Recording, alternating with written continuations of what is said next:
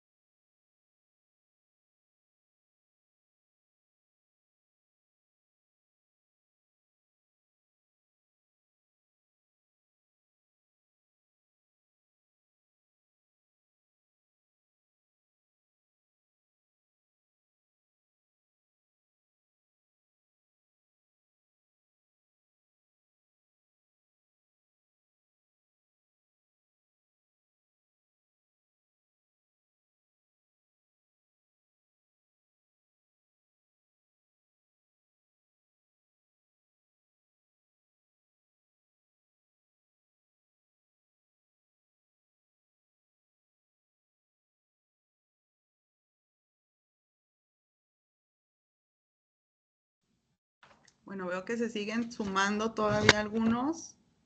Yo creo que unos 2 minutitos más e iniciamos, doctor. ¿Cómo ves? Muy bien, claro que sí, maestra. Desde luego que sí. Yes.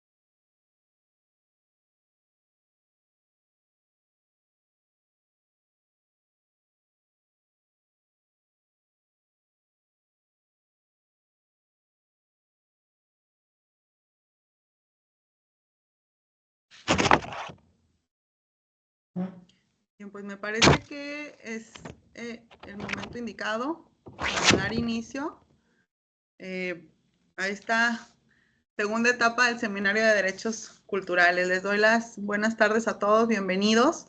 La Universidad Autónoma de Coahuila, a través de la Defensoría de los Derechos Humanos Universitarios y la Coordinación General de Difusión y Patrimonio Cultural, les agradece que esta tarde estén aquí participando y asistiendo a esta sesión. El día de hoy vamos a tener el gusto de escuchar al doctor José Manuel Rosales, quien expondrá el tema Criterios y aproximaciones para la protección del patrimonio arquitectónico. Me voy a permitir leer un poquito sobre el trabajo de José Manuel Rosales Mendoza, quien es doctor en Historia, maestro en Arquitectura, Investigación y Restauración de Sitios y Monumentos. Es profesor universitario desde el año 2003 y trabaja en la conservación del patrimonio desde el año 1994. Es miembro del Sistema Nacional de Investigadores Nivel 1 y cuenta con perfil PRODEP. Ha publicado en revistas nacionales e internacionales. En libros colectivos se destaca su libro La Comunidad Arquitectónica del Exilio Español en México. Actualmente se desempeña como docente investigador en la Universidad Autónoma de Coahuila en la Facultad de Ciencias Sociales, desarrollando una línea de investigación acerca del patrimonio arquitectónico y la historiografía de la arquitectura. Entre sus aportaciones a la investigación del patrimonio arquitectónico, diseñó y ejecutó el proyecto de digitalización de casi 2,000 planos urbano-arquitectónicos de la ciudad de Torreón, Coahuila. Es profesor del doctorado en Arquitectura y Urbanismo y de la maestría en Historia del Noreste Mexicano y Texas de la UADC. Y en el último año ha evaluado proyectos de investigación para el INAH y codirigido tesis de arquitectura y restauración con la Facultad de Arquitectura de la UNAM. Bienvenido, doctor. Esta tarde será un gusto escucharlo. Adelante. Muchísimas gracias a la maestra Alejandrina, con quien ahora nos ha tocado compartir pues varias actividades académicas. Muchísimas gracias por la presentación, maestra. Muchas gracias a todos, a todas por acompañarnos en esta segunda sesión del Seminario de Derechos Culturales, una actividad que me parece que desde distintas disciplinas y con distintos enfoques trata de fortalecer los conocimientos, las perspectivas, digamos, las metodologías, en general, vamos a decir, la difusión del tema cultural y en específico, bueno, como una de las vertientes del tema cultural, yo les voy a hablar de el patrimonio cultural y específicamente del patrimonio arquitectónico. Quiero decirles que bueno, las personas que forman parte de este seminario, desde luego la doctora Magda Robles o lo que les va a comentar en la siguiente sesión el doctor Eugenio Mercado, o lo que les va a comentar la maestra Erendire Rejón, tiene mucho que ver con perspectivas teóricas, jurídicas, desde la política pública, etcétera, respecto de los temas culturales. Pero en mi caso, aunque haré una introducción de carácter jurídico, porque es un tema de derechos culturales, en general yo les voy a hablar de una cuestión más bien técnica. Y aquí me parece que será pues especialmente relevante para aquellos que están ligados a la disciplina urbano-arquitectónica o a la ingeniería o a la historia o directamente a la conservación del patrimonio arquitectónico o que conviven con patrimonio arquitectónico porque ahí trabajan, porque administran algunos de estos espacios, porque dirigen algunos de estos espacios o porque les toca dar mantenimiento, en fin, a estos espacios. O sea, en la primer parte de la presentación abordaré una cuestión jurídica para centrar el por qué hacemos proyectos de restauración. Y el resto de la presentación será una cuestión pues técnica, donde explicaré cómo se hace un proyecto de restauración, cuáles son sus partes, sus dificultades, sus elementos, sus similitudes con otros tipos de proyectos ligados a la arquitectura o a la construcción, y también sus diferencias y por qué el proyecto de restauración es distinto a otras formas de proyecto arquitectónico. Entonces, bueno, sin más voy a avanzar y esperando que, pues, que les sea de utilidad y que al final podamos tener un intercambio, un diálogo. Cuando hablo de proyecto de restauración arquitectónica, pues hablo de uno de los mecanismos de carácter técnico, académico, institucional y profesional proveniente del ámbito de las disciplinas de la restauración, que implica la arquitectura, pero implica a otras también, a la historia, a la antropología, a la restauración de bienes muebles y otras. Es una actividad que tiene como meta, desde luego, salvaguardar, proteger, resguardar, volver a la utilidad, en muchos de los casos, el patrimonio arquitectónico. Y cuando digo el patrimonio arquitectónico, lo pienso como una expresión de la cultura y sobre la cual hay derechos y obligaciones culturales, y que además requiere de minuciosos procesos técnicos para poder ser intervenido de manera adecuada, ¿sí? Diremos entonces que es parte del proceso de investigación, análisis y diseño para una intervención adecuada del patrimonio histórico arquitectónico. ¿Sí? Es lo que tenemos que hacer antes de tocar los edificios histórico-patrimoniales y por lo tanto bienes culturales.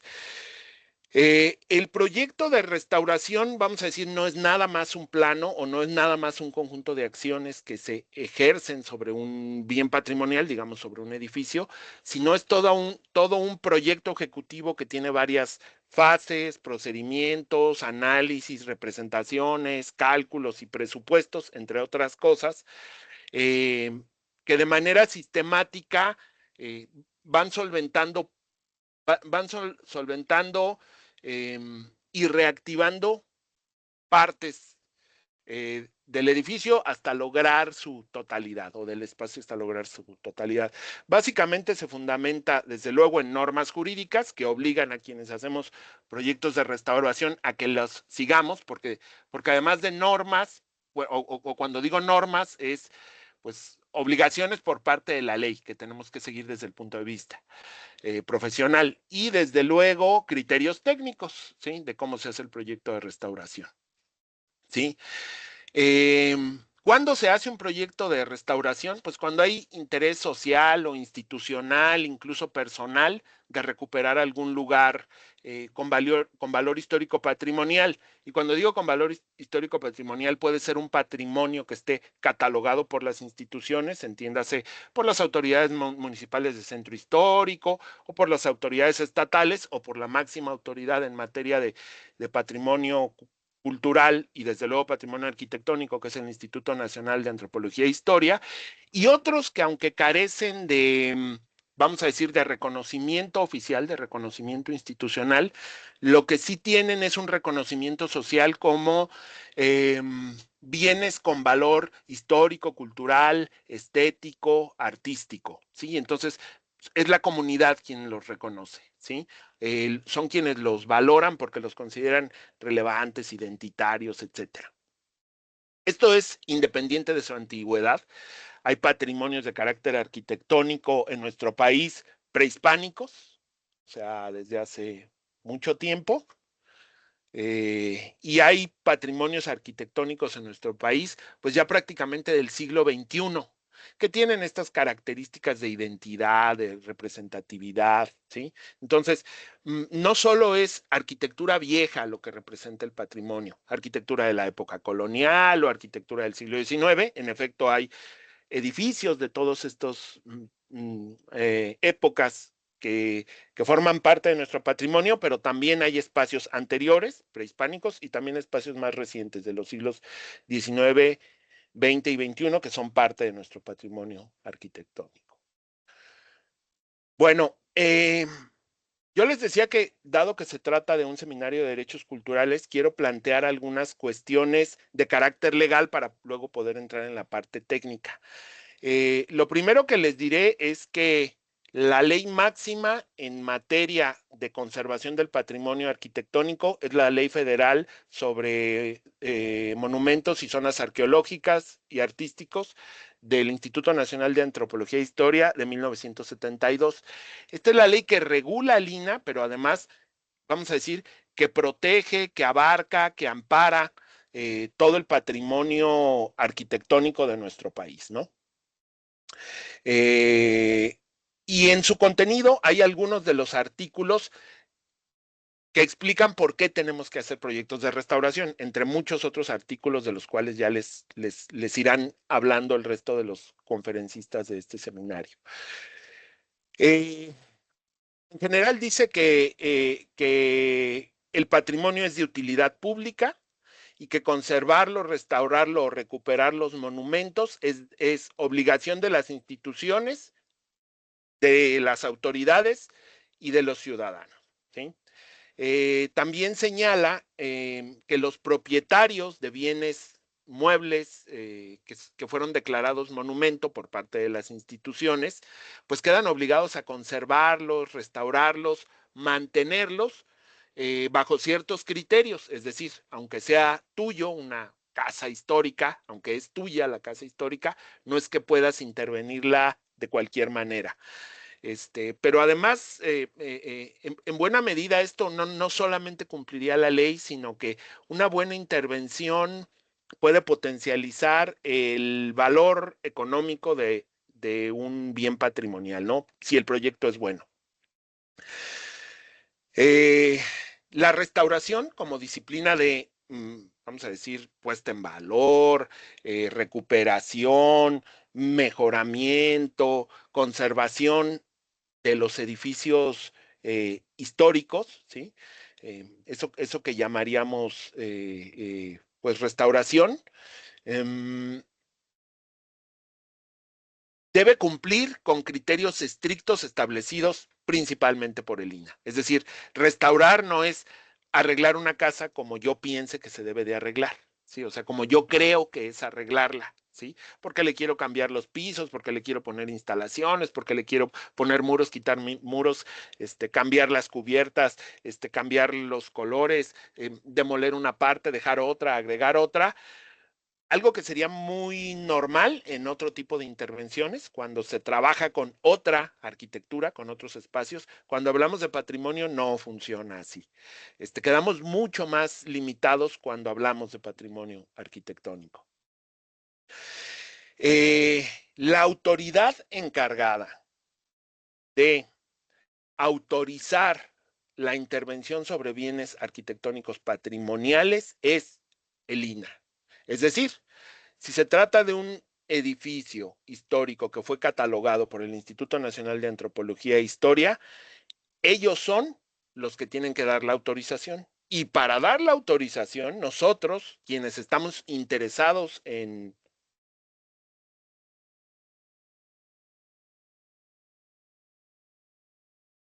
tenemos que solicitarla al INAH.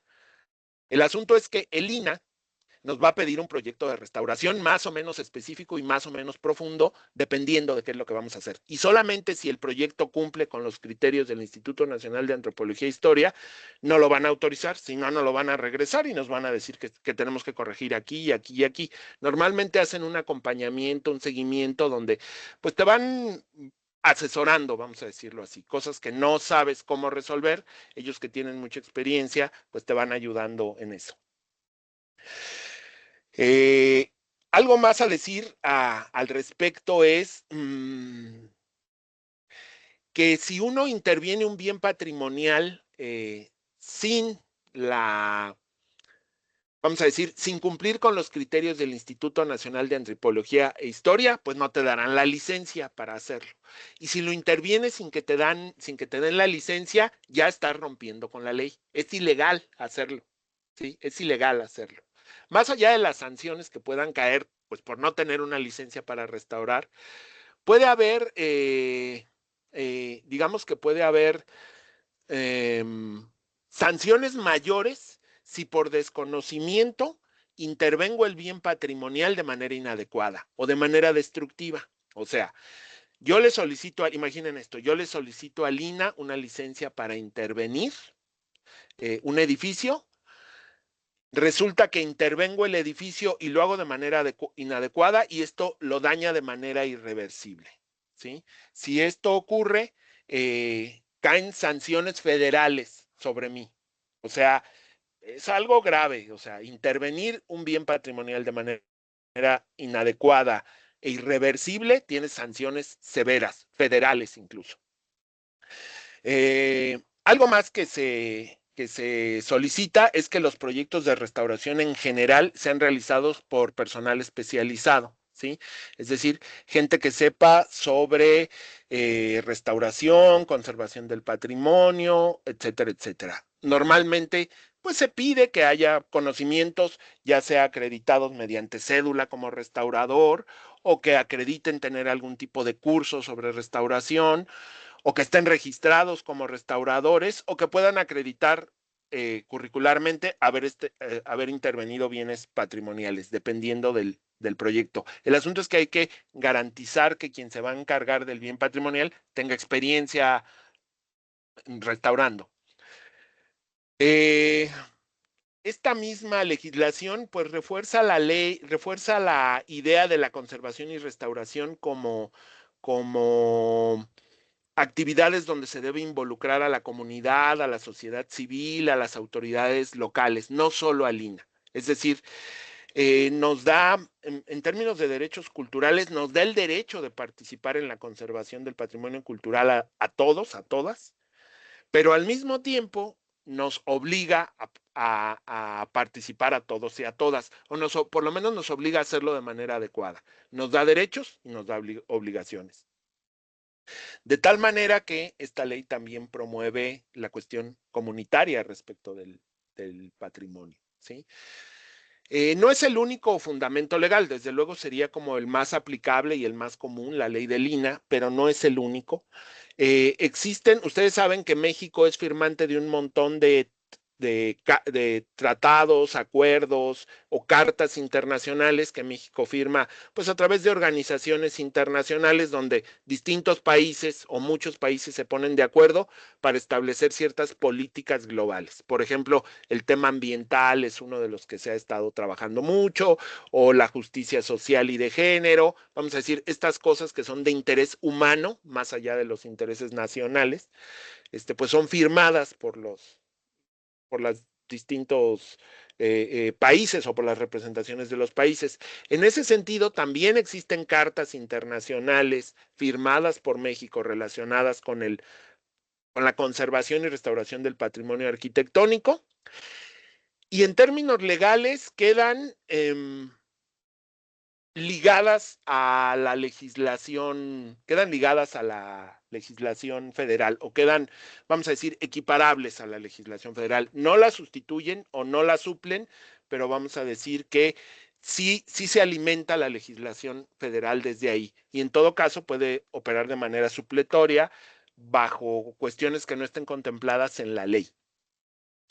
Voy a mencionar algunas, hay muchas cartas internacionales sobre conservación y restauración, no trataré de resumirlas todas al tratarse de una cuestión más bien técnica esta presentación, pero voy a decir algunas que fundamentan la cuestión de los proyectos de restauración. Bueno, la pluralidad de valores patrimoniales, es decir, no hay una regla universal sobre qué es y qué no es patrimonio, y entonces depende de matices, de características regionales. Vamos a decir, no hay un gran rector sobre el patrimonio y cómo se debe clasificar, cuantificar o valorar, ¿no? Es decir, hay matices.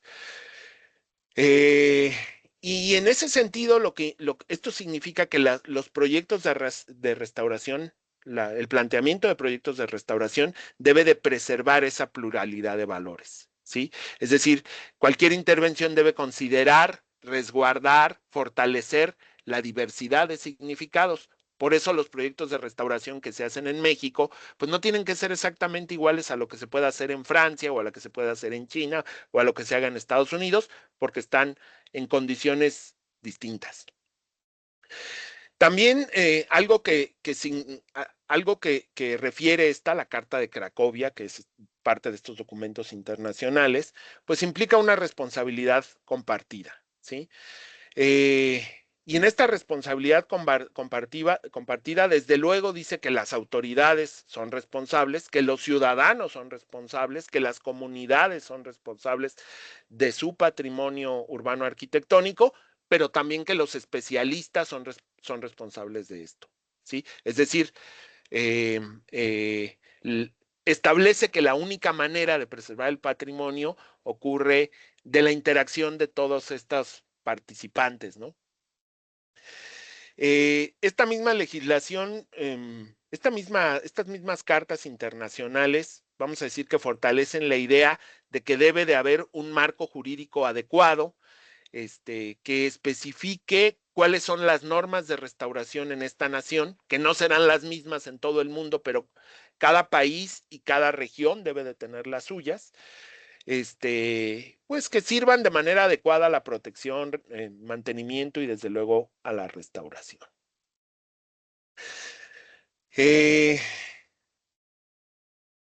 Se prohíbe la idea de mímesis, o sea, como de imitación estilística, o sea, o hay una restricción, por lo menos en ese contexto había una restricción sobre el imitar la arquitectura de otras épocas, de otros momentos, ¿sí? Y también opta por no hacer esas reconstrucciones ficticias. ¿Y eso qué es? Pues hacer una arquitectura que no es de esa época, que no es de ese momento, pero hacemos que parezca de ese momento, vamos a decir como, como, como para que parezca que se integra. Pues ese no es el criterio de restaurar.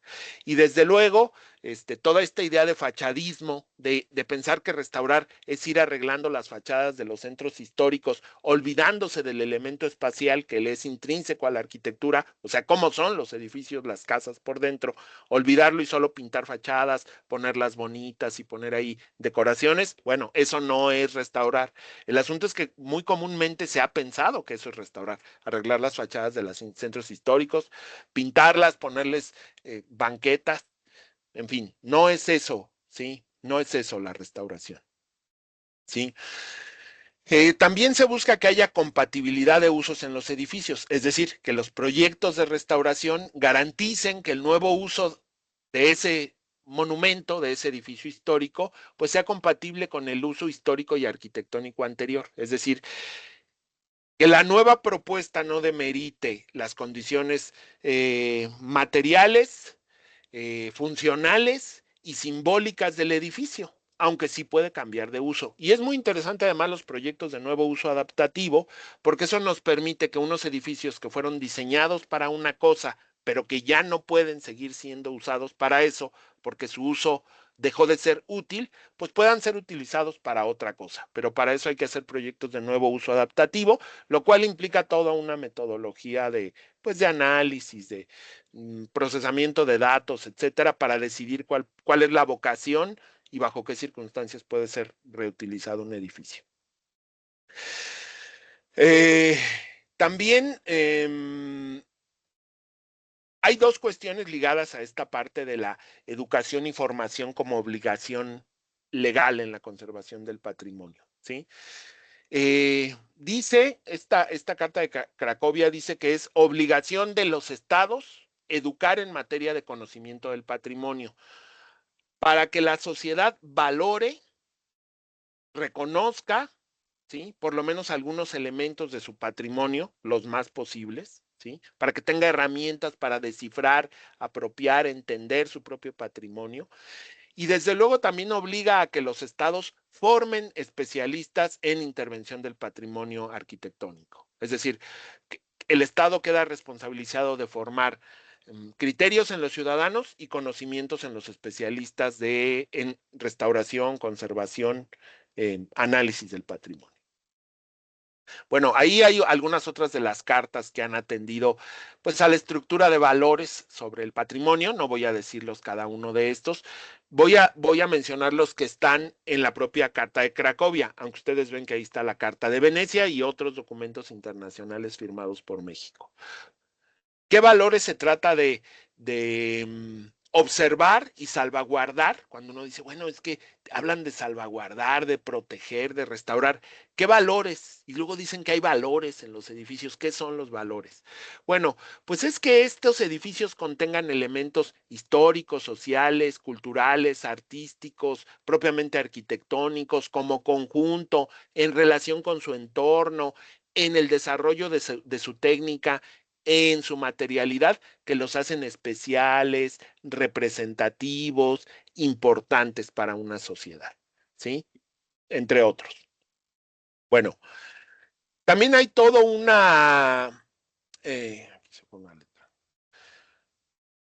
también hay toda una tradición sobre teorías de la restauración. También existe toda una tradición sobre teorías de la restauración.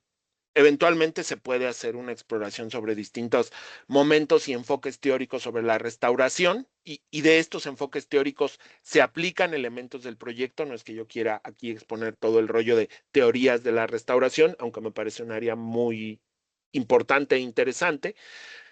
En todo caso, voy a recuperar nada más las aportaciones de este señor que tienen en pantalla, que es el doctor Carlos Chanfón Olmos.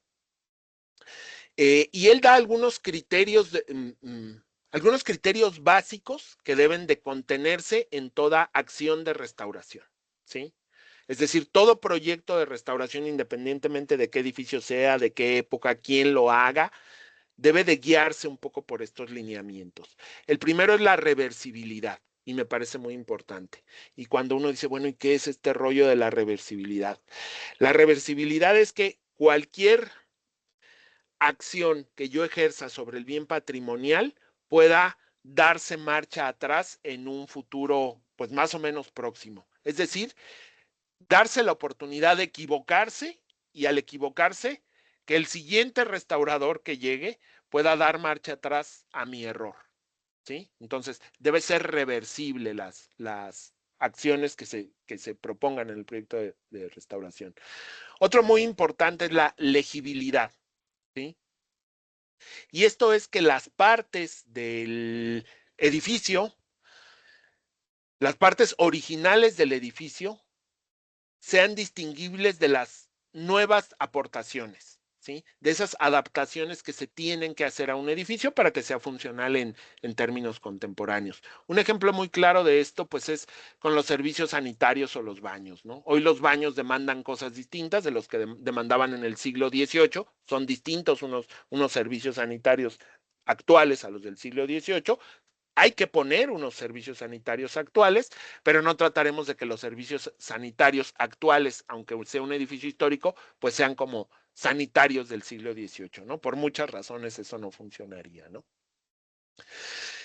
No solamente por cuestiones funcionales, sino simbólicas. Las personas deben poder llegar a los espacios arquitectónicos restaurados y poder distinguir entre lo nuevo y lo viejo, vamos a decirlo así. Entonces, la idea de que un edificio viejo se debe ver todo viejo y siempre viejo, no, pero tampoco se debe ver viejo, pero como recién construido, ¿sí? Es decir, hay que conservar algunos elementos que nos dejen visible el paso del tiempo sobre el edificio. Es decir, que se note que el edificio tiene una historia en sí mismo, ¿sí? Que no se vea como un edificio viejo, pero recién hecho, ¿no? El otro criterio que propone Chanfón es la compatibilidad. Y esto tiene que ver con materiales y técnicas de restauración que se aplican a los bienes patrimoniales. Básicamente lo que dice Chanfón Olmos es que estos deben ser compatibles con materiales, sistemas constructivos o modos de hacer y pensar la arquitectura históricos, ¿sí? No propiamente se trata de que restaurar sea hacer exactamente el edificio como se hizo hace 100, 200, 300 o 400 años. No se trata de que lo hagas exactamente igual. Lo que sí tiene que ser es que lo que tú propongas desde el punto de vista contemporáneo sea compatible.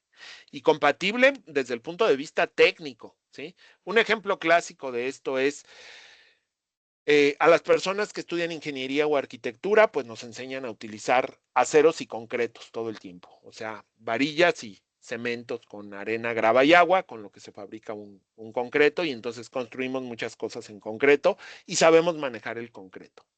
El asunto es que el manejo de elementos de concreto inadecuado en bienes patrimoniales, la mayoría de las veces termina siendo destructivo, porque el concreto como material se comporta de manera distinta a como se comportan, por ejemplo, los adobes, ¿no? Solo por mencionar alguno, ¿no?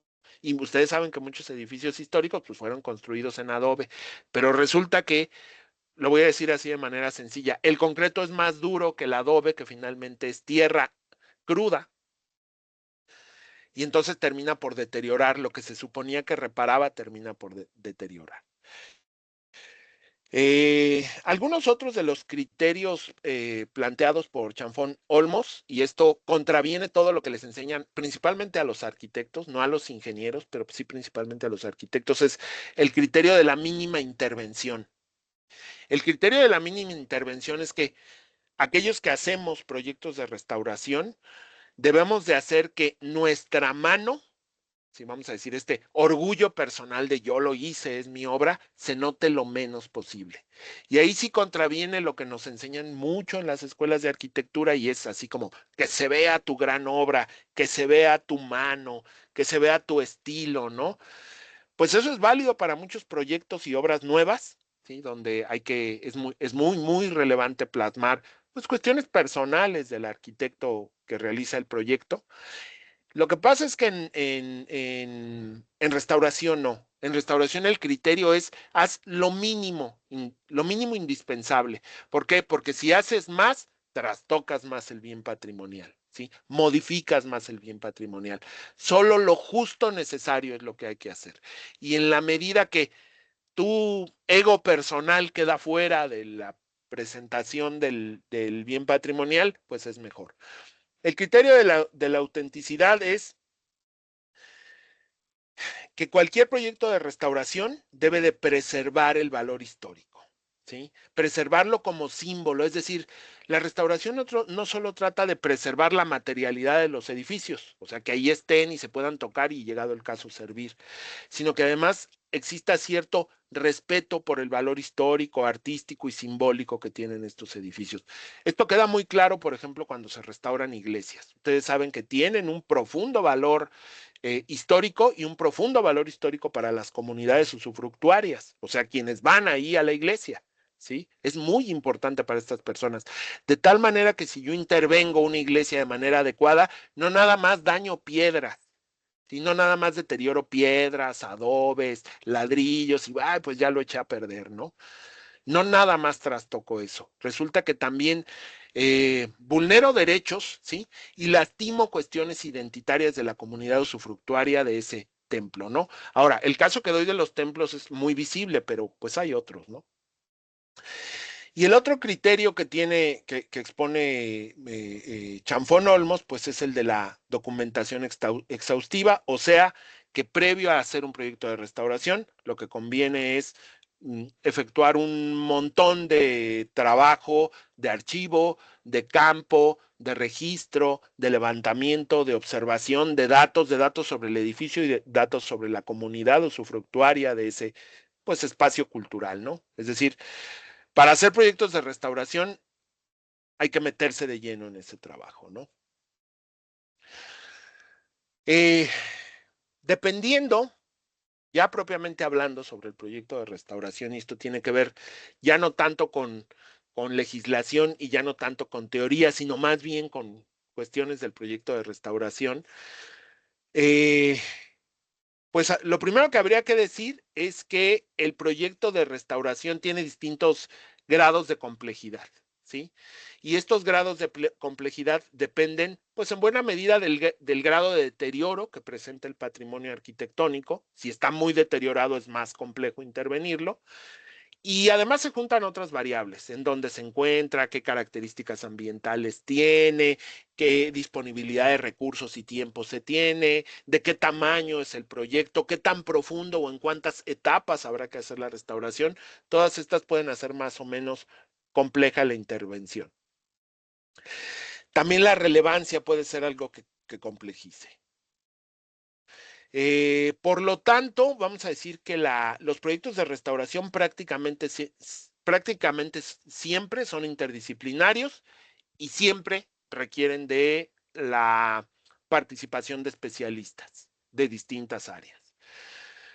Eh, el proyecto de restauración no solo es un plano de cómo voy a arreglar un edificio, sino implica pues varios elementos de análisis, observaciones, procesos, dibujos, trabajos de campo, levantamientos de datos, ya les decía yo, ¿sí?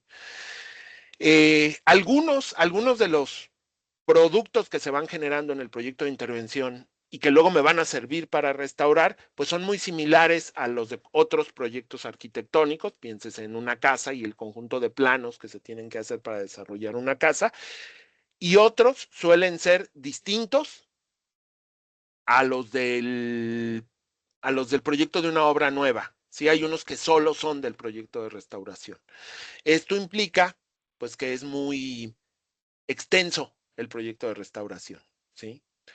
También hay que decir que, bueno, es el único documento válido desde el punto de vista técnico y legal para solicitar la intervención de un bien inmueble con valor patrimonial. O sea, si yo quiero que el INAH me dé una licencia para restaurar una casa, en términos legales, el único documento válido es un proyecto de restauración que puede ser más o menos profundo. Hay una, hay una especie de uso común, uso común de hacer una analogía entre lo que le ocurre a los bienes con valor patrimonial y las ciencias médicas, ¿sí? Se usan, hay muchos usos del lenguaje de las ciencias médicas similares a las que se usan en la restauración. Por ejemplo, se le suele llamar patologías o lesiones a los daños que presenta el patrimonio, por ejemplo, ¿no? ¿Sí? O, por ejemplo, se hace un diagnóstico del edificio, ¿no? Que ustedes saben que son vocablos que suelen utilizarse en la medicina. Desde esta perspectiva, pues el edificio se le entiende como un paciente, ¿sí? Como si el restaurador fuera el médico y el edificio es como un paciente, válgame ahí la comparación, ¿sí? Y para poder intervenir al paciente, pues hay que hacer su historia clínica. Me parece que todo mundo que hemos ido alguna vez al médico, nos han hecho una historia clínica. Esto es, pues cuando el médico te pregunta un montón de cosas sobre tus abuelos, tus papás, tus enfermedades, tus hábitos, tus usos, tus circunstancias más o menos lejanas para saber cuál ha sido pues tu vida desde el punto de vista médico y biológico. Un poco se hace lo mismo con el edificio. Por eso es tan importante la participación de historiadores, de antropólogos, de historiadores del arte, como parte de los equipos que trabajan en proyectos de restauración. Existen distintas formas de clasificar, vamos a decir, eso que altera, que daña los edificios, pero en general yo les diría que suele nombrársele como alteraciones y deterioros. Es lo que lesiona los edificios, alteraciones y deterioros. Y la tarea del restaurador no es que el edificio se vea bonito, ¿sí? No es que el edificio se vea bonito, no es ni siquiera que el edificio se adapte pues a sus criterios de diseño, aunque algo tiene que ver con sus criterios de diseño, pero no se trata de que él exprese sus criterios de diseño.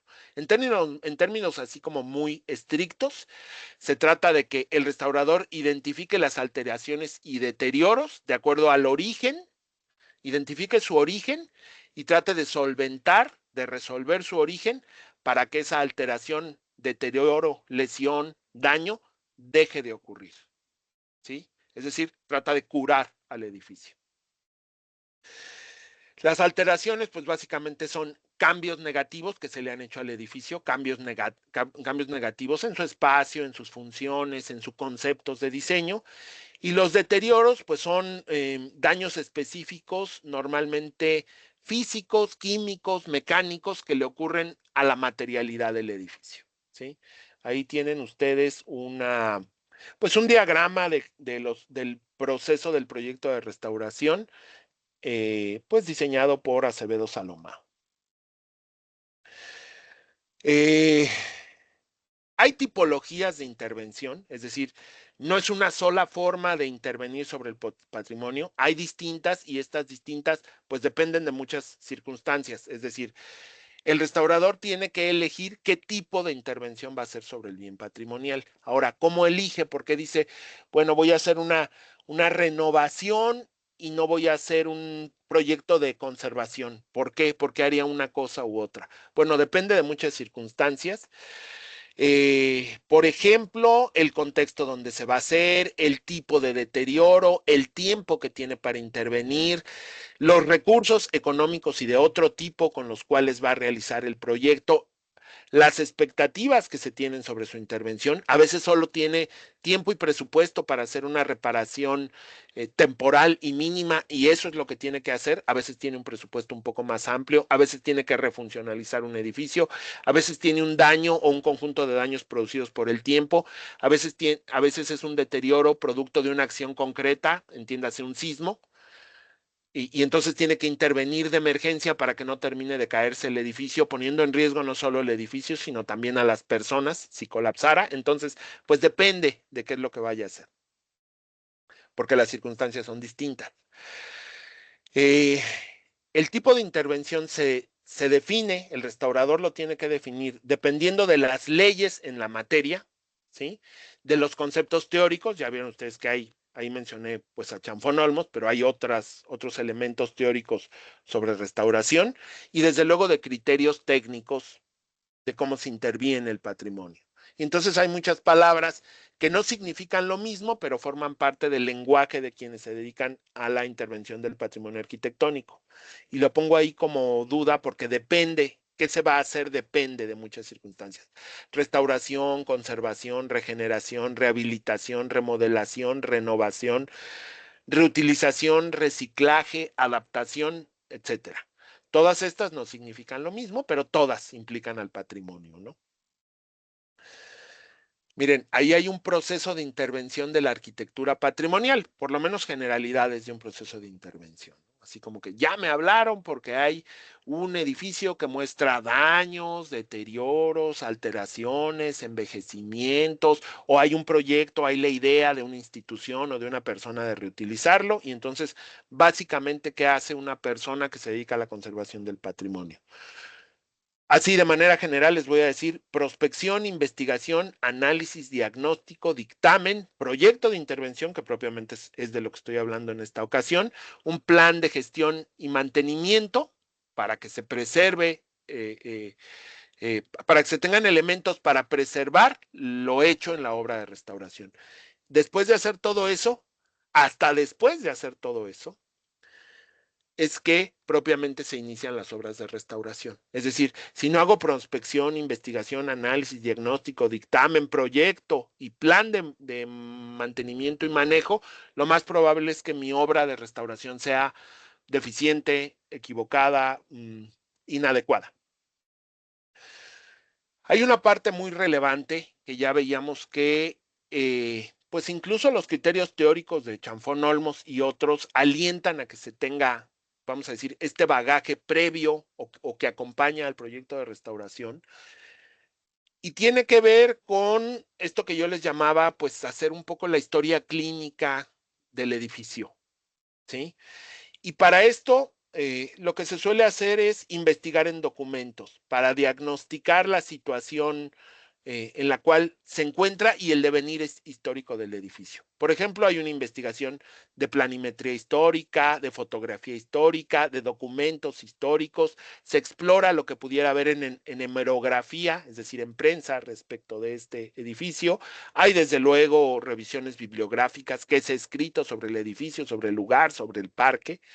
También se hace una investigación testimonial, se entrevistan personas, las que ahí viven, las que ahí trabajan, las que ahí asisten, y desde luego hay una investigación jurídica. ¿Cuál es el estado legal que guarda ese edificio?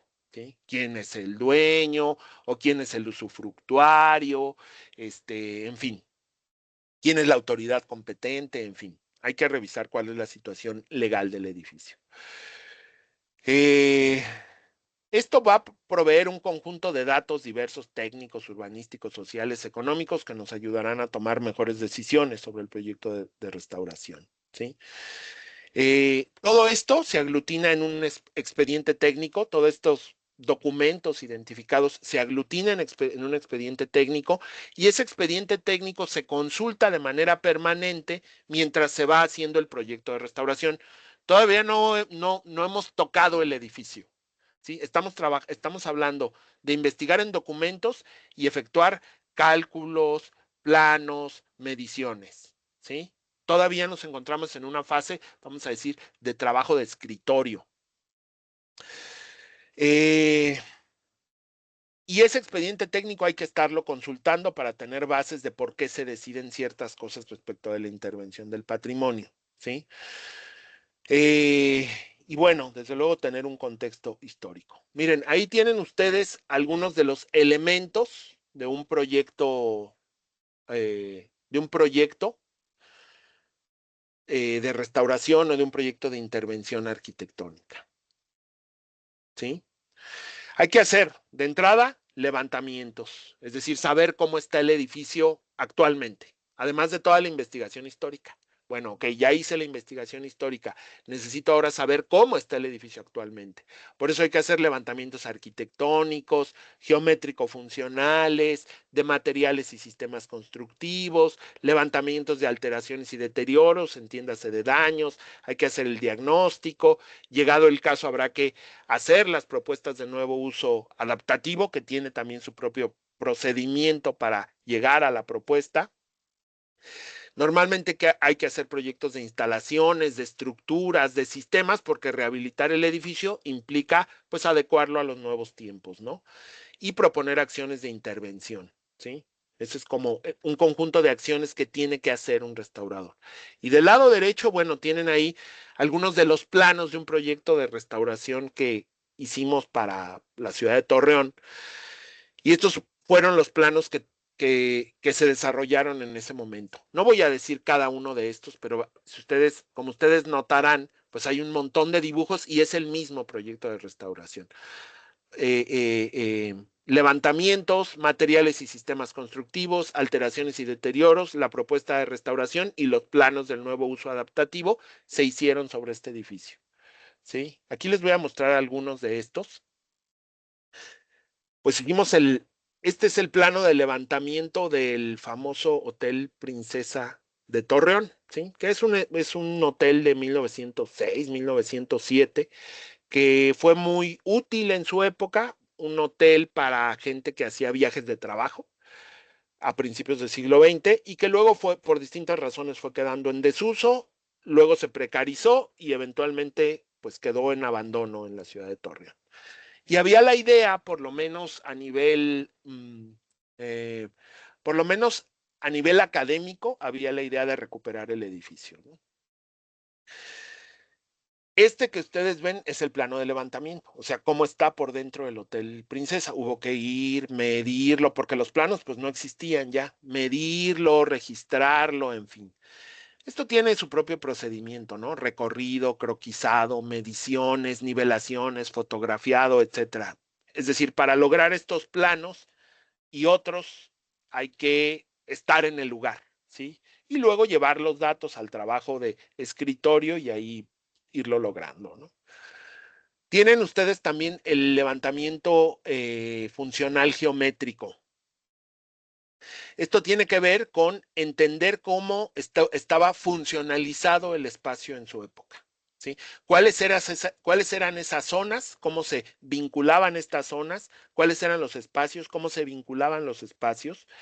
¿Qué tipo de espacios componían? Miren, no voy a describir todo este análisis geométrico que se hizo para el caso del hotel, pero por ejemplo, la zona morada son las zonas de circulación, evidentemente. Y las zonas que ustedes ven más chiquitas en rojo eran zonas de servicios. Hubo sanitarios o hubo bodegas, por ejemplo.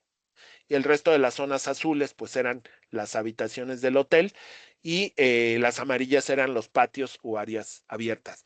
Y entender porque para hacer un proyecto de nuevo uso adaptativo tengo que preservar en su mayoría, si es posible en la totalidad, este funcionamiento, aunque el uso sea otro. Me parece que se logró con bastante solvencia. Ahora les enseñaré alguna cosa más. Y desde luego un análisis de los elementos estéticos, ¿no? Luego también se hace un levantamiento de sistemas constructivos. Si se fijan, vimos cómo era el edificio, vimos cómo eran sus espacios y funcionalidad, y también vemos cuáles son sus materiales y sistemas constructivos. Tratamos de registrar cómo están. Para eso hacemos levantamientos, observaciones, análisis de cimentaciones, apoyos aislados y corridos, vamos a decir muros y columnas para generalizar, plafones y cielos, losas y cubiertas, canterías, herrerías, carpinterías, instalaciones y otros, dependiendo del proyecto. O sea, para hacer un buen proyecto de restauración hay que observar todo eso. ¿Sí? Hay que tener conocimiento sobre todo eso para hacer el proyecto. Pero no nada más hay que decir, bueno, está hecho de madera, está hecho de adobe, es un envigado, ¿sí? Sino hay que analizarlo desde sus tres, por lo menos desde tres fases constructivas. Una base, vamos a decir cuál es el núcleo del elemento. Un inicial, cuál es la parte visible del elemento. Y una parte final, ¿sí? Cómo está terminado el elemento. De cada puerta, de cada ventana, de cada techo, de cada plafón, del piso, de cada área, ¿sí? Esto, si se fijan, implica pues un análisis complicado. Hay que saber, por ejemplo, qué hay abajo de un piso, ¿no? O sea, aquí yo veo unas losetas, pero qué hay abajo de las losetas y con qué fueron pegadas esas losetas y luego las losetas cómo están terminadas, ¿no? Eso tiene que hacer un restaurador. Miren, un ejemplo de esta levantamiento de datos a través de la sistematización de la información, porque uno dice, ok, es un volumen de información enorme, ¿sí? O sea, a estas alturas es un volumen de información enorme. Me estás diciendo de cómo es y cómo está construido cada parte, cada pequeña parte del edificio, incluidas sus instalaciones, sus pisos, sus muros, sus techos, sus columnas, sus azoteas, todo, sí. Sí hay que hacerlo y sí hay que saberlo. Y la manera, pues una propuesta, no es una regla universal, es sistematizar mediante esta simbología, ¿sí? Sistematizar mediante esta simbología, pues vamos a decir, esos materiales y sistemas constructivos para poder hacer el vaciado de estos símbolos en un plano y entonces quien lea un plano en la obra, por ejemplo, quien va a ejecutar la obra, sepa de qué está construido y qué debe hacer en cada uno de los espacios. ¿Sí? En cada uno de los muros, en cada uno de los techos, con cada una de las vigas, con cada una de las losetas, con cada uno de los arcos, ¿sí? Con cada uno de los escalones, de qué está hecho, cómo fue construido, qué daño tiene y qué debe hacer para restaurarlo, para solventar el daño. Entonces, pues miren, ahí hay una propuesta de simbología. Esa simbología, además de que pues cada figura geométrica representa pues uno los pisos, los muros, las losas, los plafones, la carpintería, etcétera, se pueden incrementar pues más símbolos dependiendo de algunos proyectos que tienen otras cosas. Y aquí ustedes observarán que cada figura geométrica pues la dividen en tres. Y en cada una de esas tres partes se define la base, el inicial o el final, lo voy a decir así, el núcleo del elemento constructivo, ¿sí? La parte visible del elemento constructivo y el acabado final del elemento constructivo. Si me dicen un ejemplo de esto, pues yo les voy a decir, miren, un muro de adobe que tiene un aplanado de cal arena, un aplanado de cal, y encima de eso tiene una pintura a la cal color blanco. Ahí vieron la base, que era el muro de adobe, el inicial, que era el aplanado de cal, y el final, que era la pintura a la cal o la pintura vinílica, la que sea. ¿Sí? Esto solo fue un ejemplo de cómo a través de esta figura geométrica se sistematizan cosas. La sistematización es larga, compleja, profunda y nos lleva a planos como este. Si ustedes ven, este es el plano de levantamiento de materiales y sistemas constructivos del Hotel Princesa de Torreón. Y aquí tenemos cada cuadrito que ustedes ven ahí, cada bolita dividida en tres, cada triangulito dividido en tres, que ven regados en cada una de las habitaciones de lo que fue el hotel. Ahí está contenida la información de cómo están construidos los pisos, los muros y los techos, de la planta baja y de la planta alta. O sea, quien lee este plano puede saber cómo está construido el edificio. Lo mismo se hace con la fachada, ¿sí? También a la fachada se le colocan esta simbología dividida en tres, donde se especifica en estos renglones que ustedes ven de mano derecha, ¿sí? Ahí se especifica, pues, el material y el sistema constructivo con el que fueron hechas las distintas partes. Por ejemplo, aquí hay unos para las puertas de madera o los barandales de herrería. Y entonces ahí ven ustedes que hay unos rombos, ¿sí? Ahí hay unos rombos. Esos rombos tienen números adentro, los números tienen un número aquí a su derecha y ese número especifica de qué es el material, cómo está terminado, cómo está colocado. ¿Sí? Entonces, alguien que ve este plano y que desde luego sabe de restauración, alguien que ve este plano, aunque ve el plano, puede saber cómo fue hecho este barandal, aunque lo que esté viendo sea un dibujo. Además, nos acompañamos de detalles constructivos donde se especifican muchas cosas.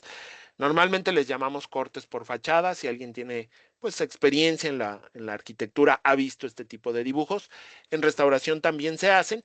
Y lo que uno puede ver ahí, o sea, uno dice, bueno, ¿y para qué hacen esos dibujos como partiditos de un muro con sus cimientos?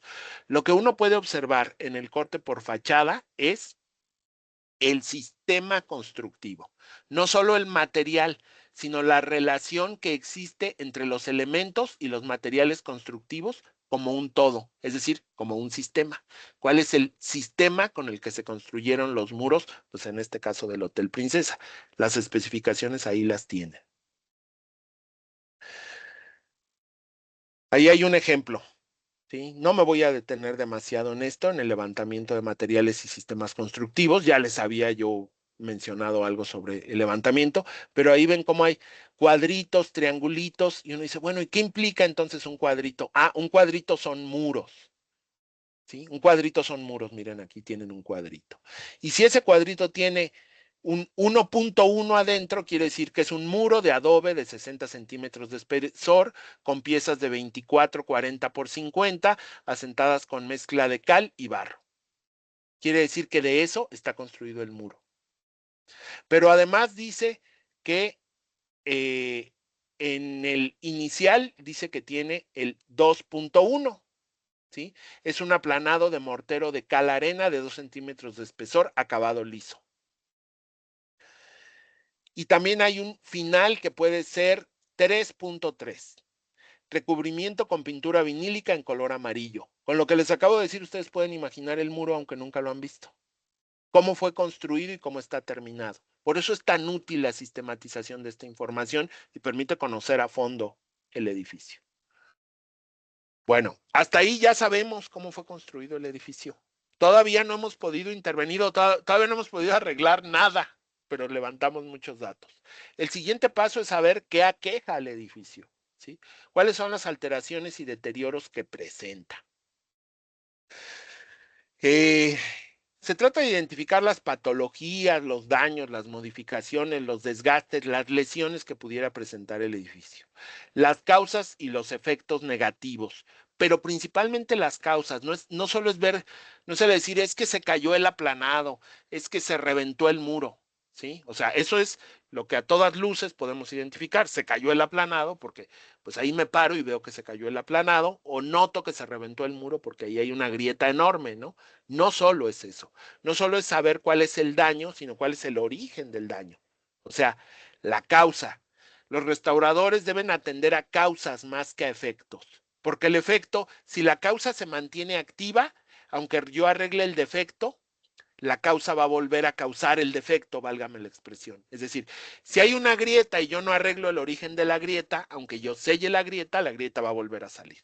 Y con las humedades pasa lo mismo. Si hay una humedad y yo llego, mira, hay una humedad, y entonces raspo, quito, cambio el aplanado, pongo un aplanado inadecuado, pero nuevecito y bien puesto. Pero resulta que el origen no era el aplanado, era una filtración, era una humedad ascendente, era una humedad descendente, en fin, podía tener muchos orígenes esa humedad.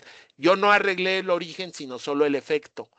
Tratamos de arreglar las causas y no los efectos, como lo hace la medicina, ¿no? Si alguien llega amarillo con un médico, pues no trata de arreglarle el color, trata de saber por qué está amarillo y entonces atender al origen de la enfermedad, ¿no? Eh, todo esto, saber cuál es el conjunto de daños, lesiones, alteraciones, deterioros, pues nos permite hacer un diagnóstico general del edificio y por lo tanto, pues elaborar una propuesta de restauración, ¿sí? ¿Cómo se hace esto? O sea, ¿cómo identifico, no? O sea, ya sé que tengo un edificio que está muy dañado o medio dañado, ¿cómo lo identifico? Hay varios procesos, ¿sí? Desde luego el más común es la observación en sitio. Hay que ir al lugar y hay que ir varias veces. Y no es como ir, darse una vueltecita, ver que se cayó la pintura, ver que se cayó un aplanado, ver que se reventó un muro, que se venció una viga, que se cayó un techo. No basta con eso, ¿sí? Hay que hacer varios recorridos para tratar de entender cuál es el origen de que se cayera la viga. O sea, sí se cayó la viga, pero ¿por qué se cayó la viga? Sí se reventó el muro, pero ¿por qué se reventó el muro? Al mismo tiempo hay que hacer monitoreos. Al mismo tiempo hay que hacer monitoreos, es decir, lo que observo en el sitio en campo y luego establezco algunos elementos que me permiten saber cómo se está comportando con el tiempo esa lesión, daño o deterioro. Sobre todo para saber si están activos, lo que decíamos. Es decir, si los efectos negativos siguen ocurriendo. Por ejemplo, hay grietas que ocurren en una coyuntura específica, por ejemplo, un sismo y salió una grieta. Pero mientras no vuelva a temblar, la grieta está inactiva. Ahí se queda la grieta nada más. Vuelve a temblar, se vuelve a mover el suelo y entonces la grieta se vuelve a activar y se hace más grande. Hay grietas que permanentemente, casi día con día, se van abriendo, se van abriendo, se van abriendo y eso implica que el origen del daño es distinto. ¿Sí? Además de ese observación en campo, de ese monitoreo, información que vamos aventando en los planos que les enseñaba, ¿sí? Pues hay que hacer algunas pruebas de laboratorio, ¿sí? Muchas veces se hace trabajo con los químicos, con los biólogos, porque nos ayudan a identificar ciertas cosas. Por ejemplo, hay daños en algunos materiales que solamente son identificables mediante pruebas de laboratorio o mediante observación microscópica. Y entonces, pues los ponemos en manos de alguien que sepa hacer pruebas de laboratorio y nos ayude a identificar qué es lo que está pasando. A veces son los biólogos porque resulta que algunos de las modificaciones, alteraciones, deterioros, pues pueden ser por agentes vivos, ¿no? Piensen en una plaga de polillas en elementos de madera estructural, por ejemplo, vigas que se llenaron de polilla, las polillas se comieron el centro de la viga, ya por dentro de la viga no hay cuerpo, y entonces la viga está hueca, como si fuera una piñata, ¿sí? Pero no sabemos qué fue lo que la deterioró. Yo veo unos bichitos que ahí andan y caminan, y sí, pero no sé qué son. Un biólogo va, hace un levantamiento de los animales que ahí encuentre, se los lleva a su laboratorio y me dice, son este tipo de polilla se reprodujo por tales circunstancias, sus ciclos de vida son los siguientes y te recomiendo para eliminarlo tal situación, o tal, pues no sé, agente fumigante, ¿no? Miren, ahí hay una clasificación general de alteraciones y deterioros. Esta es una parte muy técnica, ¿sí? Está pues evidentemente ligada a quienes están más vinculados a la restauración arquitectónica. No voy a describirla toda, ¿sí? No voy a describirla toda, los tipos de lesiones, de alteraciones, de deterioros, de daño, pero hay deterioros, o sea, piénsenlo así como, oye, es que me dicen que van a restaurar la Catedral de Saltillo, ok. ¿Alguien va a hacer un proyecto de restauración de la Catedral de Saltillo? Sí, ok. ¿Y qué va a hacer? Llegar con pintura, con cal, con cemento, con andamios, con trabajadores y se va a poner a, pues no sé, reparar. No, no es eso lo que hay que hacer al principio. No, no es eso. Lo que hay que hacer de inicio es el proyecto de restauración y estamos apenas en una fase donde estamos identificando cuáles son las alteraciones y deterioros y cuál es el origen de estas alteraciones y deterioros. Vean ustedes, hay una clasificación, dice que hay daños físicos, mecánicos, químicos y biológicos, como deterioros de la materialidad del edificio. Y que estos, por ejemplo, los físicos pueden ser humedades, erosiones o suciedades, y son distintas. Los mecánicos pueden ser deformaciones, agrietamientos, fisuras, desprendimientos o erosiones. Los químicos pueden ser eflorescencias o salitres, erosiones químicas, oxidaciones y corrosiones. Y los biológicos pueden ser los puramente biológicos, agentes vivos, entiéndase, plantas o animales, como lo que les decía de polillas o ratas o palomas que suelen encontrarse en los edificios, o hongos, ¿sí? Y los microbiológicos, ¿no? Bichitos muy, muy pequeños que pueden estar ahí, ¿no? Ya no voy a describir cada uno de estos. Lo que les voy a enseñar es que hay una matriz donde se sistematiza. Es decir, voy al edificio y voy identificando cuáles son los daños y cuál puede ser el origen. Algunos los identificamos a simple vista, otros los monitoreamos para saber qué son, otros los comparamos con experiencias anteriores y otros de plano los tenemos que mandar al laboratorio para saber qué es lo que le está pasando a ese elemento. Y todo esto lo vamos registrando en distintas matrices, ¿sí? Síntesis de alteraciones y deterioros, vamos a decir, para ahí reunir la información pertinente para el proyecto de restauración.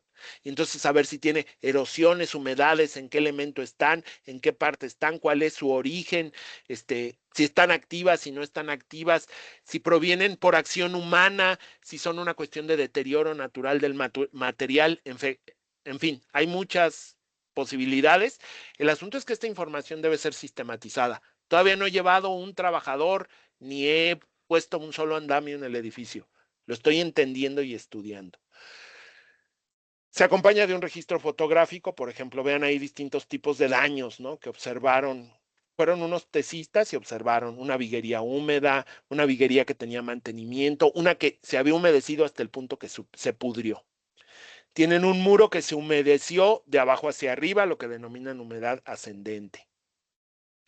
Encontró muros muy deteriorados donde pusieron block, donde pusieron cemento sobre muros de adobe, ¿sí? Y muros donde se les desprendió el recubrimiento, se cayó el aplanado o el revoque se desprendió, ¿no? Una serie de fotografías. Lo mismo que hacíamos, lo mismo que hicimos en el anterior, esta misma simbología que representaba muros, si recuerdan el cuadrito representaba muros y nos explicaba de qué estaba hecho el muro, pues también nos sirve para explicar cuál es el daño que tiene el muro. Vean, por ejemplo, ahí este cuadrito dice que tiene 1.1. Fractura estructural de más de 2 centímetros en muro de ladrillo por exceso de carga concentrada. Resultó que alguien le construyó aquí encima algo. Sobre ese muro, ese sobrepeso bajó sobre el muro y terminó por rajarlo. Por lo menos ese fue el diagnóstico del ingeniero en ese momento. Por eso salió la grieta, porque alguien construyó algo arriba. Y luego dice que además tiene un 2.1, aplanado de mortero, cemento, arena colocado sobre muro de adobe, ¿sí? El 2.2, presencia de eflorescencias o salitres por humedades ascendentes, quiere decir que del subsuelo venía humedad y esa humedad se convirtió en sal y se le notaba al edificio, ¿sí? Se le notaba al edificio, ¿sí? Y bueno, también hay un desprendimiento parcial de los aplanados, ya sea por la fractura, ya sea por la humedad, se fueron arrancando los aplanados. Además, observó que había suciedad, 3.1, y que había pérdida parcial o total de la pintura, 3.2. Si se fijan, todo lo que dañó este muro está sistematizado en esta figura geométrica. Y estas figuras geométricas están colocadas sobre el edificio. ¿Sí? Ahí tienen, miren, un plano de alteraciones y deterioros que tiene esas figuritas geométricas y en cada una de esas figuritas está la información, ya no solo de que está construido, que lo vimos en el plano anterior, sino de qué lesiones presenta cada una de las partes. Y aquí, de su lado derecho, lo que ven es descritos cada uno de los distintos tipos de lesiones. Y entonces alguien que ve este plano no solo sabe cómo está construido, sino sabe cómo está deteriorado. ¿Sí? Ok. Bueno, aquí tienen un proyecto de nuevo uso adaptativo. No me voy a detener tampoco en especificar cómo se hacen todas las fases de un proyecto de nuevo uso adaptativo, pero les cuento que este hotel, esto que había sido como un hotel porfiriano muy mínimo y además muy, muy deteriorado, muy precarizado y en desuso,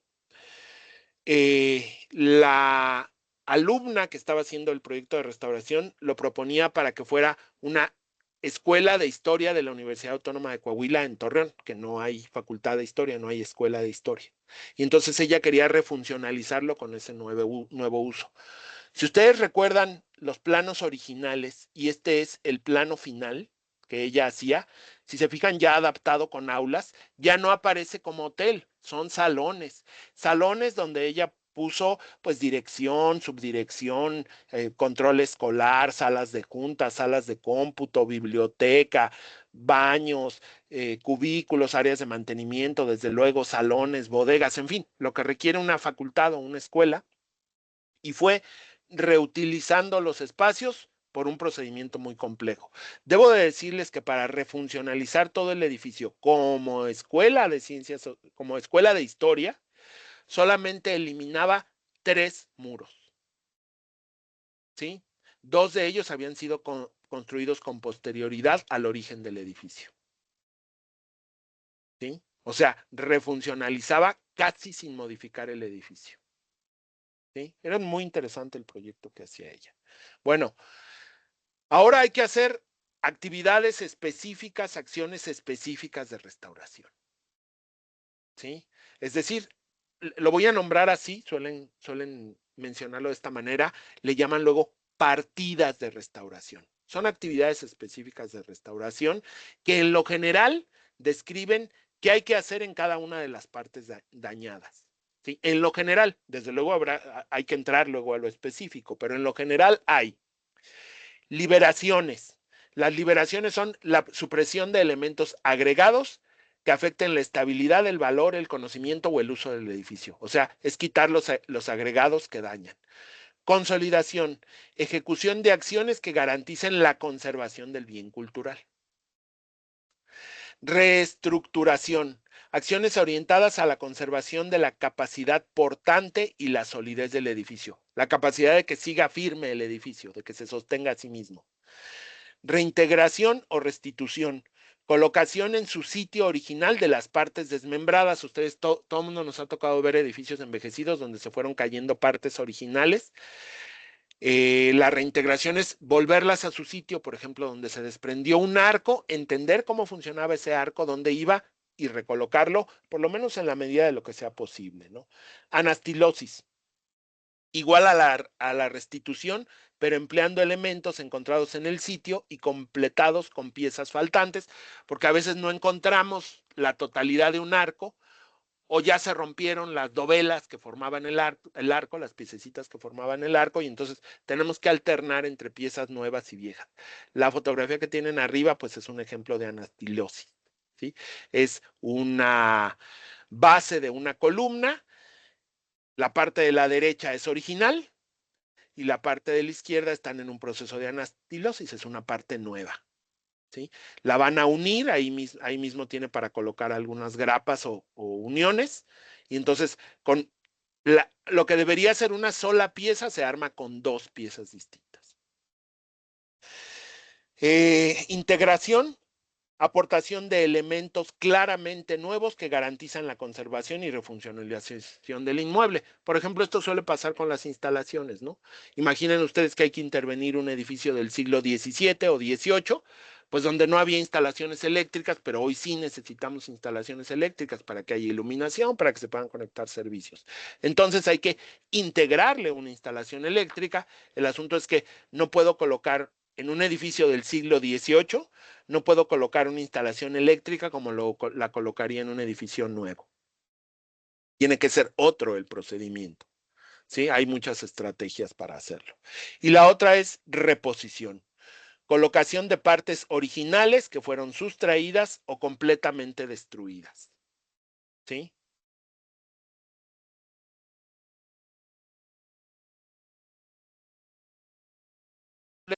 Y reponerlas, ¿sí? Las acciones de intervención se van especificando en distintos tipos de planos. Miren ustedes, ahí tienen un plano de acciones de intervención. ¿Qué es lo que pasa? Lo mismo, ¿sí? En la figura geométrica podríamos poner un ejemplo con ese mismo cuadrito que yo les decía. Es un símbolo que primero nos especificó de qué estaba construido un muro. Luego nos dijo cómo estaba dañado el muro. Ahora nos va a decir cómo vamos a reparar ese muro. Vean, imaginen cualquier cuadrito de estos que están aquí en este plano. Y dice, Inyección de grietas y fisuras en muros de adobe y ladrillo a base de mortero de cal apagada, arena y expansor Interplast Z de Zika. Esa fue la especificación de ese momento. O sea, que cómo va a arreglar la grieta que estaba en el muro de la fotografía que les enseñé. Lo primer paso es que va a inyectar. En esa grieta en específico, no es que se lo vaya a aplicar a todo el edificio, sería carísimo hacerlo en todo el edificio, pero por lo menos en esa grieta es lo que va a hacer.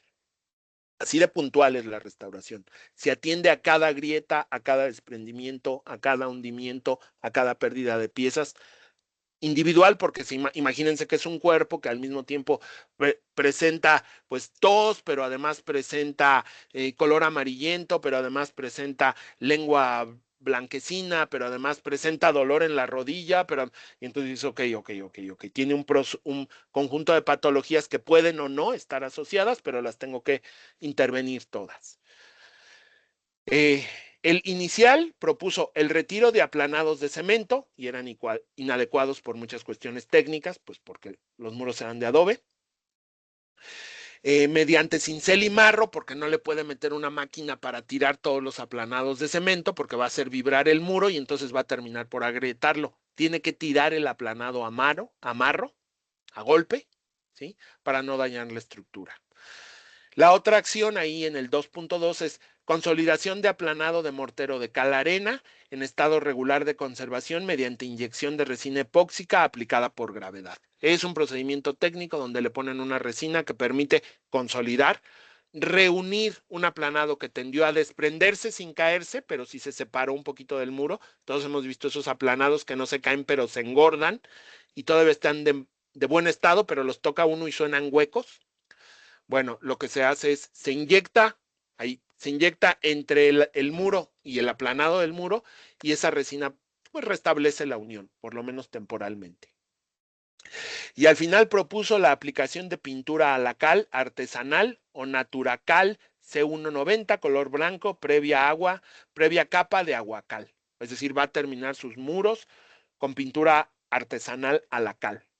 Y eso va a ser solo en ese muro. Cada una de estas pequeñas símbolos es cada una de las acciones que va a hacer sobre los muros, sobre los pisos, sobre los plafones, sobre las cubiertas, sobre las instalaciones, sobre la carpintería, sobre la herrería. Así de complejo son las partes del proyecto de restauración. Por eso tiene tantos planos con tanta información. Por eso cuando uno ve inmuebles que se supone que fueron restaurados, te das cuenta que no fueron restaurados. Nunca se hizo esto.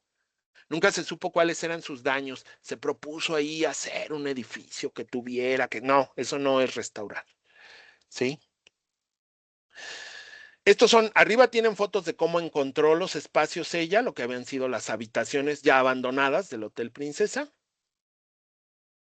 Y abajo, pues son renders, imágenes digitales que ella hacía para presentar su proyecto de cómo quedarían esos mismos espacios restaurados para ser utilizados como escuela de historia en el mismo edificio que había sido hotel y luego sería historia. La biblioteca y un aula.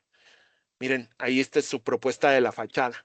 La fachada del Hotel Princesa como está y la fachada según los criterios de rehabilitación que ella proponía. Si se fijan, le cambiaba nada. Tenía que ver más bien con limpiezas, tenía que ver con quitar elementos dañados o añadidos, pero básicamente preserva los elementos del edificio.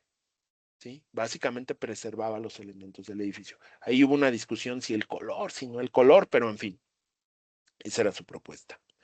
Aquí yo les voy a enseñar rápido un proyecto de restauración en el que me tocó trabajar en Michoacán. Era una casa del siglo XIX que eventualmente funcionó como escuela de distintos tipos en varias etapas de su existencia durante muchos años, como escuela de comercio, escuela de corte, fue academia, y luego fue abandonada durante mucho tiempo, y luego me pidieron que se restaurara como casa habitación nuevamente, está desde luego en el centro histórico de Morelia. ¿Sí? Bueno, lo que quiero enseñarles nada más es unas fotos del procedimiento de restauración. ¿Sí? La encontramos así, como estaba a la izquierda, la habían dejado pues como había funcionado siendo escuela. Aquí tienen algunas fotos, por ejemplo, de cómo levantamos, hicimos unos dibujos donde medimos y señalamos cada una de las piezas de cantera que formaban el patio para recolocarlas en su sitio original. Entonces, primero hicimos un mapeo, válgame la expresión, de cada pieza del piso de cantera, luego las levantamos, luego ahí rehabilitamos el drenaje, porque por ahí pasaba el drenaje principal de la casa, el drenaje original, rehabilitamos el drenaje, pusimos algunas cosas más que ayudaban a bajar la humedad del edificio y luego recolocamos todas las piezas en su lugar original. Aquí tienen, por ejemplo, hubo que cambiar algunos envigados, algunas partes de las cubiertas de ese pórtico que tienen ahí. Y bueno, pues tienen ahí ejemplo del cimbrado de los arcos, porque cuando empezamos a mover vigas, el muro se empieza a mover, las dovelas de los arcos, las piedras que forman las piezas de los arcos se empiezan a desplazar y entonces se puede caer el arco sobre las columnas. Y a la derecha tienen, pues bueno, ya cuando iba bastante avanzado el proceso. Aquí tienen otra fotografía, es el mismo espacio. Ya aquí iba un poco avanzado algo del proceso de intervención, ya se habían recuperado algunas cosas de la pintura, ya se habían recuperado algunas partes de las cubiertas, en fin, iban, si no mal recuerdo, a empezar a poner los pisos, etcétera, etcétera. Luego en la foto de en medio tienen parte del procedimiento, al fondo estaba la cocina y esto sería la sala comedor. Y bueno, aquí al final ya cuando estaban haciendo los trabajos de decoración del espacio. Es el mismo espacio con un proceso de restauración que cumplió las etapas que yo les mostré anteriormente, ¿sí? O sea, de esto se puede llegar a esto, ¿sí? Si uno sigue, pues el procedimiento, ¿no? Aquí tienen el mismo caso, pero la fachada. A su izquierda es como nos encontramos la fachada. Luego ahí tienen algunos de los trabajadores reponiendo las pinturas a la cal, recuperando los aplanados, las pinturas a la cal, etcétera, etcétera. Y a la derecha tienen cómo finalmente quedó ese edificio. Como ustedes notarán, pues prácticamente preservó todos sus elementos. No fue una restauración donde se perdiera el sentido, el símbolo, el relato histórico. Tampoco tratamos de falsear nada de lo que pues era parte del edificio. Y ahí me quedo yo. Solo quería ejemplificar y bueno, muchísimas gracias a todos, a todas y quedo al pendiente. Pues si en algo puedo ampliar, comentar algo más sobre los procesos de restauración. Muchísimas gracias. Doctor, muchísimas gracias. Pues para concluir, me gustaría ceder el micrófono a quien tenga alguna duda, si pudieran algún comentario, con la manita indicarme. Maestro arquitecto Alan, adelante, le cedo el micrófono. ¿Sí me escuchan? Ahí se escucha, Arqui. Muchísimas gracias. Primeramente felicitarlo, doctor. Ahora sí que su exposición un magistral, ¿no? Si me lo permite, doctor, me gustaría agregar dos comentarios a Claro su que sí. exposición. Este, en la cuestión del Instituto Nacional de Antropología e Historia, del cual orgullosamente pertenezco, en el INAH Coahuila, me gustaría comentar y agregar que en el 2024 se lograron los criterios generales de intervención como parte de la normateca del INAH. Estos criterios generales para la intervención en inmuebles competencia del INAH nos guían de cierta manera y de manera puntual y de manera general en cómo elaborar un proyecto tanto para un monumento histórico, cómo elaborar ese proyecto, si se encuentra, si un inmueble colinda a un monumento histórico, que también es nuestra competencia, cómo intervenir inmuebles dentro de una zona de monumentos del cual también somos competentes y cómo intervenir un inmueble que se encuentre dentro de una zona declarada por la UNESCO. Entonces, estos criterios ya están en formato público en la normateca del instituto y son de consulta general. Sí, es lo que quería agregar en todo caso. Muchísimas gracias. El segundo punto que me gustaría agregar es que se comentaba en un principio que los monumentos históricos son los que se encuentran catalogados. Entonces, me gustaría agregar que independientemente de si se encuentran catalogados o no, la ley federal faculta al instituto para determinar qué inmueble es considerado monumento histórico, independientemente si se encuentra dentro de un catálogo. Siendo específicos, el artículo 35 y 36 de la ley federal de nuestro instituto nos faculta para determinar esa competencia. Y finalmente agregar que un monumento histórico es un inmueble que se construyó a partir de la llegada de los españoles hasta el siglo XIX y punto. Eso es lo que me gustaría agregar a la exposición, abonando a la gran exposición que nos hizo saber, doctor. Muchísimas gracias. Muchísimas gracias, arquitecto. Claro, el arquitecto es parte del personal experto, especializado en el INAH Coahuila, en atender el patrimonio arquitectónico de este estado del país. Mucho de lo que ustedes acaban de ver, no solo en la supervisión, sino en observar la correcta aplicación de los criterios de intervención, de revisar los proyectos, de ir a los inmuebles, lo hace el arquitecto. Entonces, él tiene muchísima experiencia y además una cuestión relevante que bueno que la apuntala, y es el Instituto Nacional de Antropología e Historia tiene competencia en aquello que crea que tiene un valor histórico. Y eso es toda la etapa colonial, o sea, los 3 siglos de la colonia y todo el siglo XIX.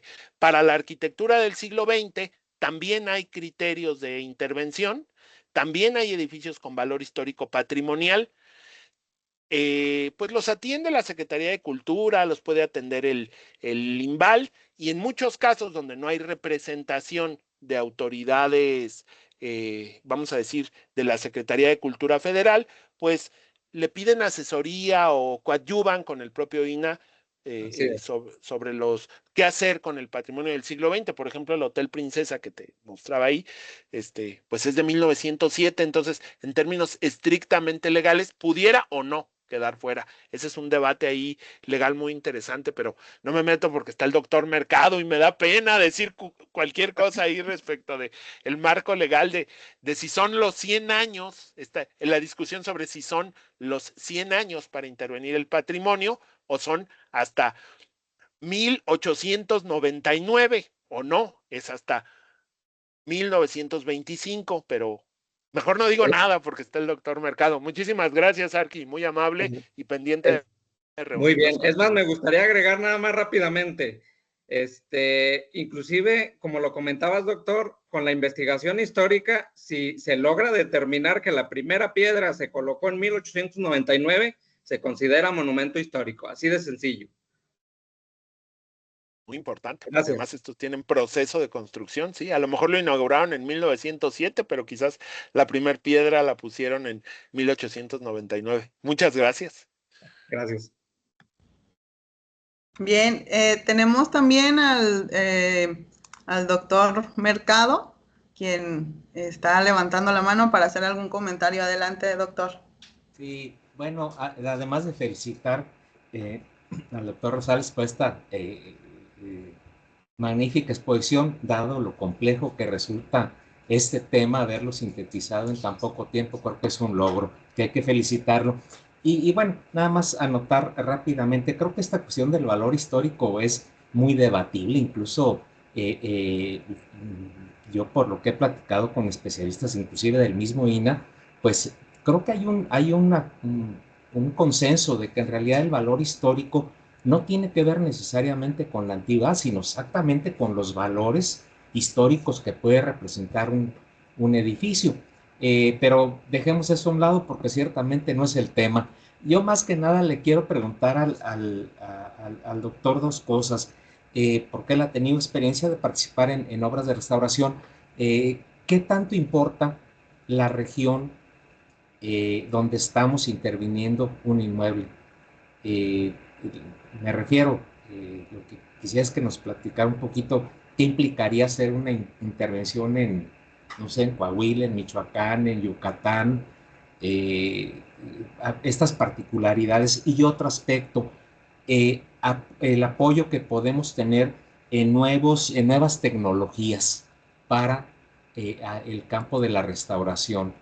Algo que nos pudiera comentar acerca de eso, creo que pudiera ser interesante para los oyentes. Gracias. Muchísimas gracias, doctor, muchísimas gracias.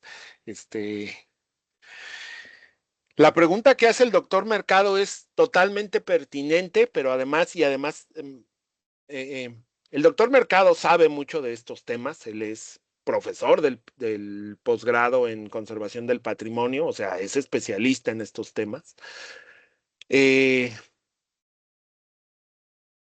Algo que notamos, y aquí está el arquitecto Alan, y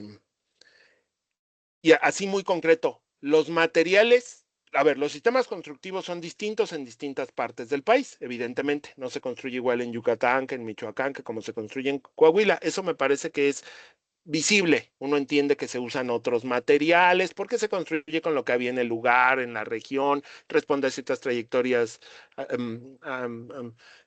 vamos a decir, a ciertas experiencias o saberes técnicos que se fueron aplicando de distinta manera. Hay distintas tradiciones constructivas y por eso es diferente. Entonces, pero eso todos lo percibimos, ¿no? Se construye distinto en distintas partes del país porque hay disponibilidad de materiales distintos.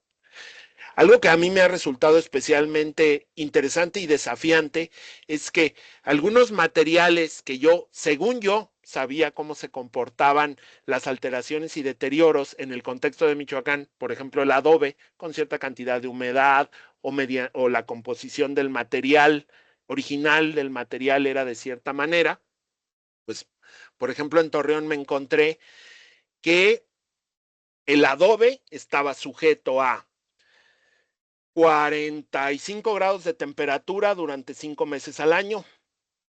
¿Sí? Se comportaba muy bien respecto de la climatización de los inmuebles, pero tenía deterioros porque además hacia fin de año podía sufrir procesos de congelación. O sea, son adobes que en el mismo año pueden estar congelados y luego en primavera estar a 45 grados de temperatura y luego otra vez estar congelados. Eso en Michoacán, pues no es que no pase, pero no es lo más frecuente. A lo mejor en la Sierra Purépecha pudiera ser que llegáramos a... Lo que pasa es que no llegáramos a 45 grados, a lo mejor se congela, pero difícilmente 45 grados, pero en Torreón sí.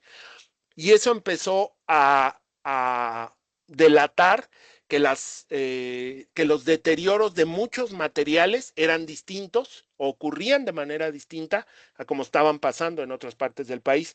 Me parece que ya se habíamos observado diferencias en alteraciones y deterioros de materiales de construcción históricos, por ejemplo, entre Ciudad de México y el propio estado de Michoacán o Guanajuato, y con Coahuila es muy diferente. Entonces, se construyó diferente, las cuestiones ambientales son distintas y entonces afectan de manera distinta a los materiales y por ende muchas de las acciones de intervención, de procedimientos de restauración, de materiales de restauración que parecerían adecuados y que han sido probados de manera empírica o en pruebas de laboratorio o en experiencia acumulada en otras regiones del país, pues ya no resultan adecuados en escenarios, en específico diré como el de Torreón. ¿Esto qué implica?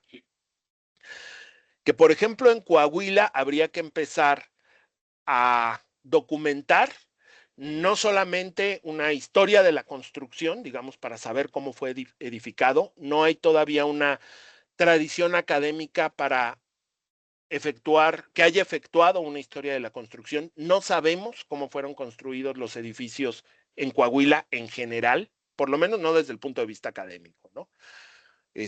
Puntual. En otras regiones del país sí se sabe, Ciudad de México, Querétaro, han estudiado mucho la historia de la construcción. Aquí es poco o está muy inicial esa fase. Y lo otro es, necesitamos hacer en Coahuila las pruebas de laboratorio, los trabajos de campo, las pruebas empíricas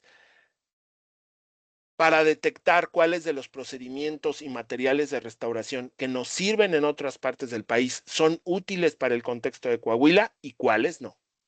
Cuáles por la composición físico-química de un adobe de ese adobe fueron aptas para Ciudad de México o fueron aptas para Michoacán, pero no fueron aptas para Coahuila porque era otro adobe y en otro clima. Esto lo que ha implicado es que algunas patologías se comportan de manera distinta y yo creo que las acciones de intervención, muchas van a resultar distintas. Vamos a decirlo, como línea de investigación académica, estamos iniciando, doctor. No tenemos posgrado en restauración. Incluso, pues, la gente formada en restauración en general en Coahuila somos unos cuantos,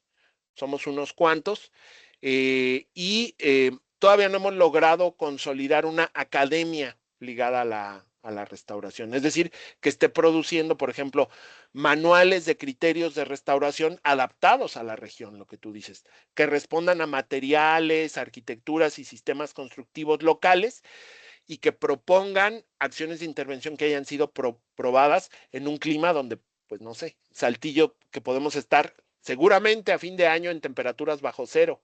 ¿Qué le pasa a una roca que se humedeció todo el año porque hubo mucha lluvia, se humedeció todo el año y a fin de año va a estar congelada bajo cero? Y va a durar, el doctor Mercado sabe qué le pasa a las rocas cuando están húmedas y se congelan, ¿no? Y entonces empiezan a romperse por dentro porque esos, vamos a decir, esos cristales, ¿sí?, de hielo empiezan a deteriorar el material. El asunto es que aquí seguro a fin de año vamos a estar bajo cero y entonces esa roca, esas piedras van a tener ese efecto y luego van a estar otra vez sometidas a mucho calor.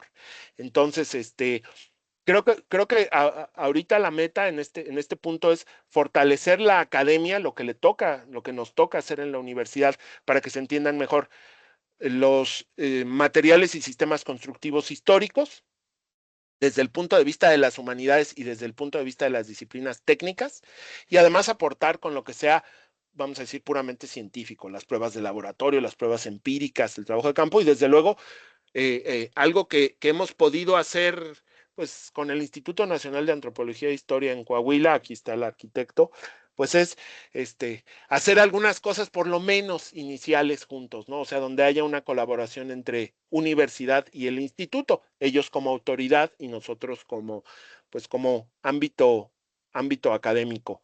Si tú me preguntas, doctor, ¿cuántas tesis de restauración has logrado detectar que sí sean restauración? En muchos años que tienen las dos facultades de arquitectura de la Universidad Autónoma de Coahuila, la de Torreón o la de aquí, yo te diría que no detectaríamos 10 tesis a lo largo de 60 años.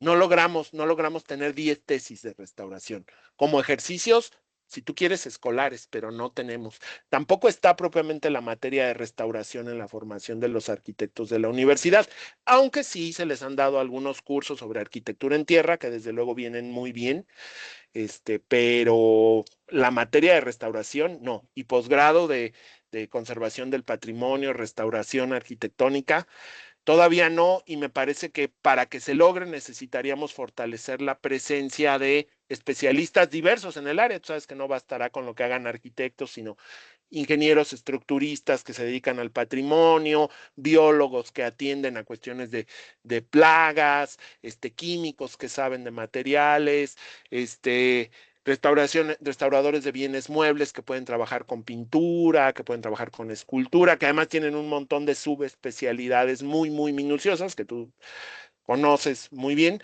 Entonces, estamos en ese proceso y participando de vamos a decir, de ese momento en el que se encuentran los procesos de restauración en Coahuila.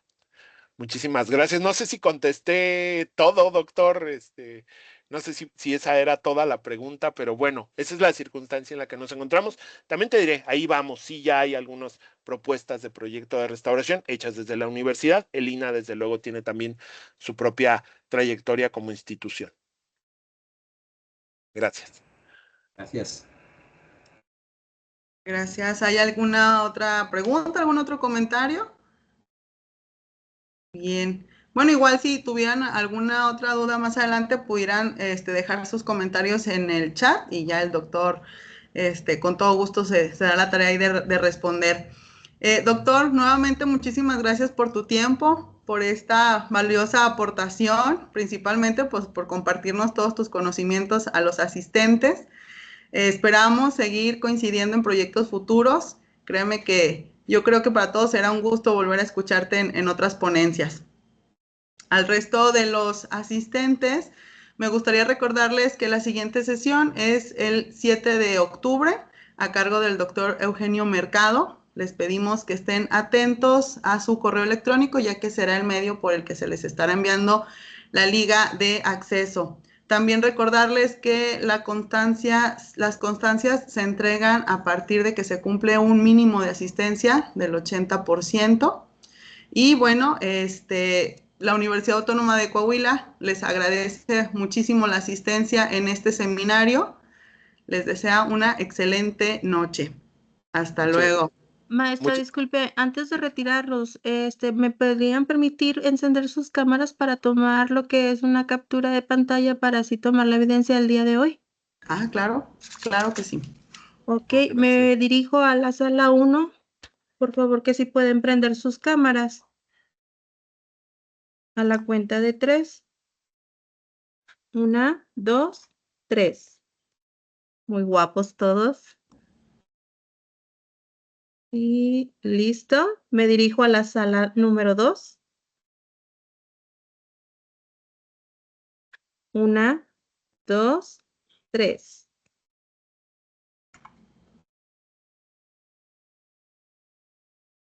Correcto. Me voy dirigiendo a la sala número 3.